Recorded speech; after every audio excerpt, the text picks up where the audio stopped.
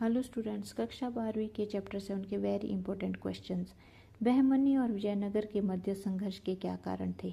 विजयनगर के शासकों तथा बहमनी सुल्तानों में तुंगभद्रा, दोआब, कृष्णा कावेरी घाटी और मराठवाड़ा के कोंकण प्रदेश पर अधिकार करने के लिए दीर्घकालीन संघर्ष चलता रहा। ये तीनों प्रदेश अपनी आर्थिक संपदाओं के कारण प्रसिद्ध थे, अतः विजयनगर और बहमनी दोनों साम्राज्यों इन पर अपना नियंत्रण करना चाहते थे। परिणाम: दोनों राज्यों में चलने वाला संघर्ष दोनों राज्यों के लिए विनाशकारी सिद्ध हुआ। इस संघर्ष में बड़ी संख्या में लोग मारे गए, अनेकों को दास बना लिया गया। इस संघर्ष में दोनों की अर्थव्यवस्था को गहरा आघात लगा। विजयनगर प्रशासन में अमर नायकों की क्या भूमिका थी? विजयनगर प्रशासन में अमर नायकों की उल्लेखनीय भूमिका थी। वे सेना प्रमुख होते थे, वे दुर्गों पर नियंत्रण रखते थे, उनके अधीन अनेक सैनिक होते थे। अमर नायक सैनिक कमांडर होते थे।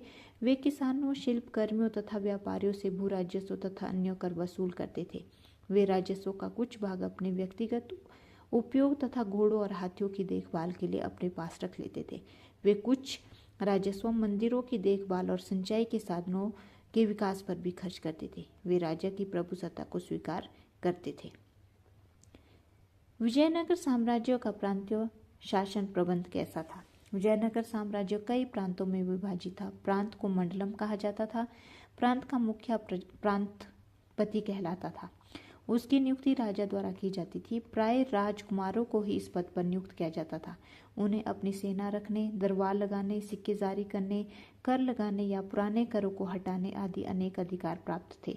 प्रांतपति को राजा की आवश्यकता पड़ने पर सैनिक भेजने पड़ते थे तथा निश्चित वार्षिक कर देना पड़ता था।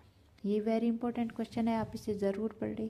अगर आपको मेरी वीडियो अच्छी लगे तो लाइक, शेयर और सब्सक्राइब जरूर करें। धन्यवाद।